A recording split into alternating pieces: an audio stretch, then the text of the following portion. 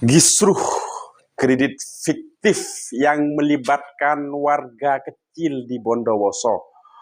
Mereka tidak mengetahui apa-apa, pekerjaannya menengah ke bawah, bahkan untuk mencari makan pun susah. Namun tiba-tiba nama mereka muncul sebagai person yang menerima fasilitas kredit dan nilainya fantastik. Di Bondowoso ini sudah kita tahu ada yang hingga bermiliar-miliar, hingga 48 miliar sekian, kurang lebih dari akumulasi kerugian itu. Nah, setelah mendapatkan fasilitas kredit, tentulah karena dinilai mereka ini punya usaha, ya kan? Maka mereka tidak mendapatkan bantuan sosial. Beras tidak ada, ya kan? Bantuan beras, bantuan program keluarga harapan mereka tidak dapat.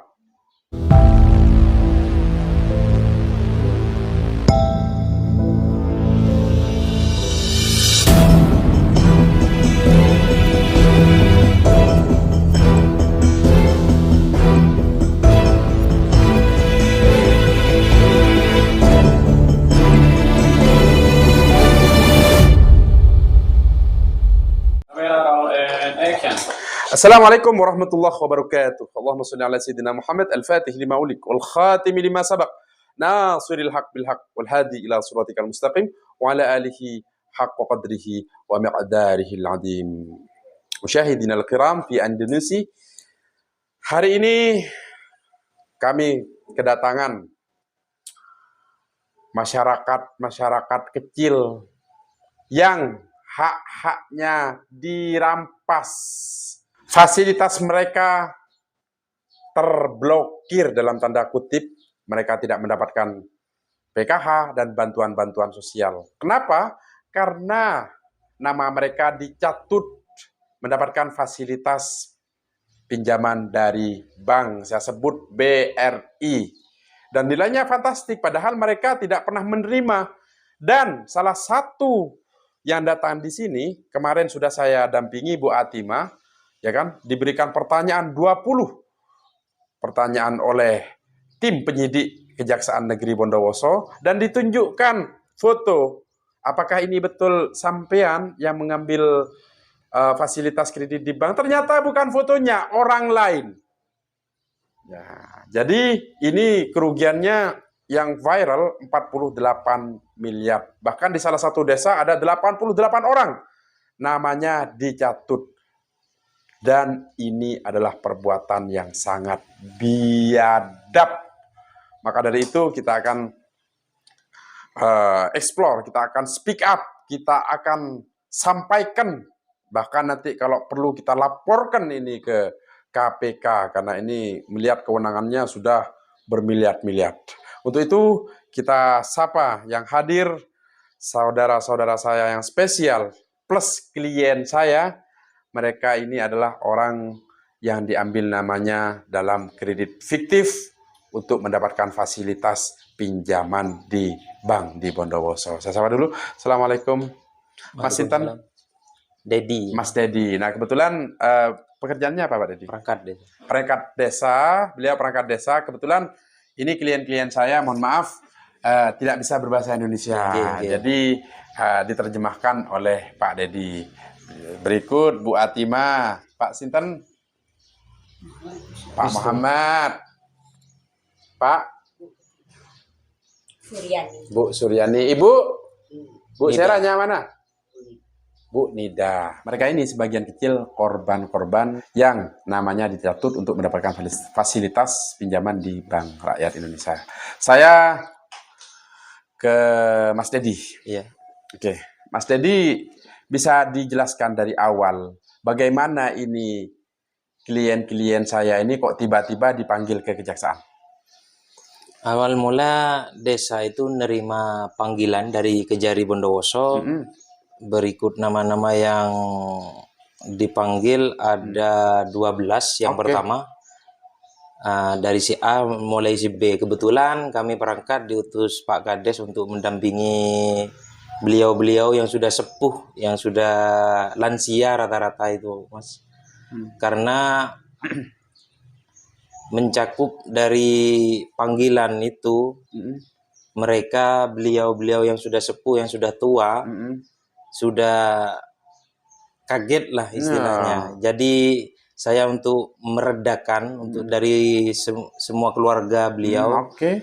Setelah dipanggil ke Kejari, ternyata mereka semua yang warga desa kami, warga desa Wonosari, setelah ditanyakan ternyata warga kami yang dipanggil ke Kejaksaan Bondowoso ini ternyata beliau bukan cuma diambil namanya, dicatut namanya, bahkan beliau sudah dipindah domisili dipindah domisili dari desa Wonosari ke Tapen Jurang Sapi gitu. Makanya ini menarik.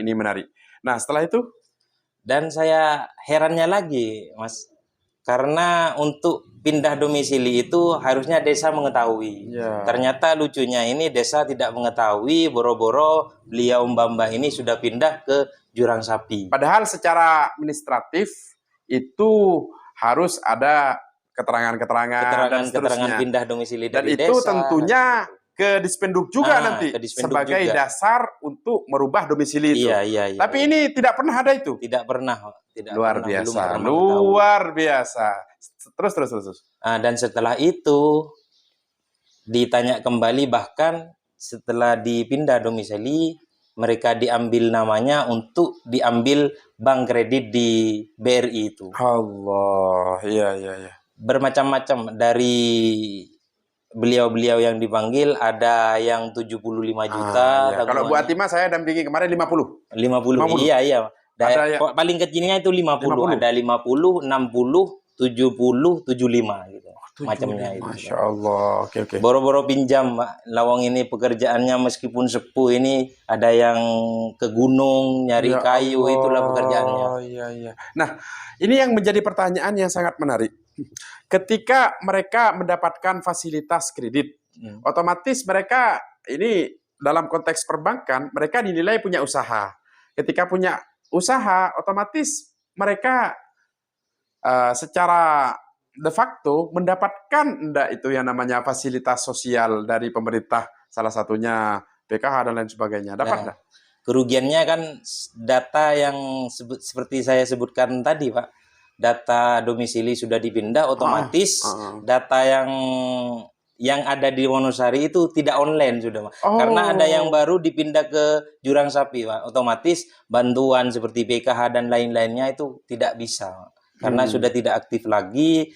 Beliau cuman tinggalnya di Wonosari, cuman datanya sudah domisili di Jurang Sapi. Ya Allah. Jadi tidak dapat itu ya? Tidak dapat. Oke.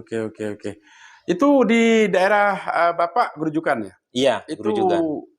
Kecamatan Gerujukan itu ada berapa orang? Sekitar yang dipanggil ini, yang tercover lah. Yang tercover sudah 35. 35 orang, dan itu rata-rata mbah-mbah semua. Mbah-mbah lansia. Dan orang tidak mampu. Dan tidak ada yang mampu. Ya Allah, makanya ini bukan peristiwa yang biasa, sahabat-sahabat di Indonesia. Terutama saya berharap ini ditonton oleh Ketua KPK, ditonton oleh Pak Kejagung, ya kan? Ditonton oleh semua penegak hukum yang ada di Indonesia. Karena ini ditangani oleh Kejaksaan Negeri Bondowoso. Saya minta benar-benar ini diproses dengan sangat cepat. Dan saya berharap Pak Kejagung, ya kan, nonton ini tayangan Pak. Karena ini masyarakat kecil ini kok mau kredit, mau makan aja susah. Susah. Maka saya menyebutnya ini kasus yang biadab. Oknum brengsek itu harus segera ditangkap. Dan alhamdulillah kalau saya lihat panggilannya itu kan ini konteksnya penyidikan kan sudah. Iya. Karena ini tidak main-main kerugian negara kan gitu kan. Ada korupsinya, ada pemalsuan datanya, ya kan? Kan pemalsuan data itu namanya. Ibu, saya tanya ini langsung kepada Bu Atimah. Tanyakan langsung kepada klien saya. Bu Atimah, pakai bahasa daerah ini ya, jadi ada yang terjemah nanti dari pihak desa. Kerjaannya Ibu? Kenapa? Ngarik, anu, Ngarit kerjaannya ya. Oleh bantuan. Oleh bantuan. Habis. Saya tanya, apakah sudah lama tidak dapat bantuan? Kenapa lah kona? Masak padi, Pak, nyari dari Sima. Ya Allah, Ibu ini ya kan kerjaannya itu kalau di desa itu biasanya kalau panen padi, sisa-sisanya padi itu yang diambil oleh beliau. Mohon maaf, ini dapat fasilitas kredit berapa kemarin? Infonya? 50 juta, bayangkan. Sudah datanya dipalsu, ya kan? Beliau mendapatkan fasilitas kredit 50 juta, tapi beliau tidak mendapatkan itu. Pernah datang ke bank? Tidak pernah datang ke bank. Artinya yang difoto di bank itu orang lain. Brengsek, biadab. Brengsek. Maka dari itu, Pak Kepala Kejaksaan Agung harus nonton ini. Dan ini bukan 1-2. Ratusan informasinya yang saya dapat masuk ke WA saya. Maka dari itu, kalau ini dalam 2 minggu ini tidak ditetapkan sebagai tersangka, tidak ditahan itu pelaku-pelaku siapapun itu, saya akan datang sendiri ke Presiden. Saya akan buat laporan sendiri. Saya akan buat video sendiri di halaman kantor Presiden. Kenapa? Karena ini orang tua, ini ibu-ibu, kita punya ibu, ya kan? Kita 9 bulan, kita dirawat oleh ibu. Bagaimana kalau itu menimpa kepada orang tua kita, menimpa kepada ibu kita? Maka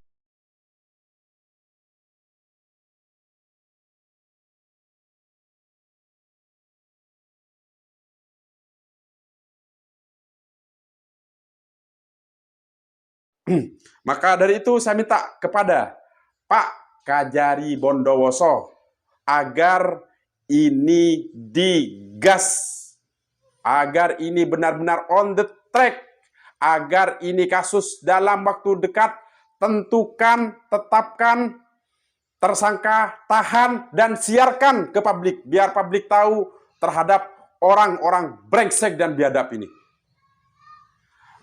Dari warga sendiri, Mas, dari warga Panjenengan yang 35 itu, bagaimana keluhan mereka? Keluhannya yang pertama mentalnya, Pak.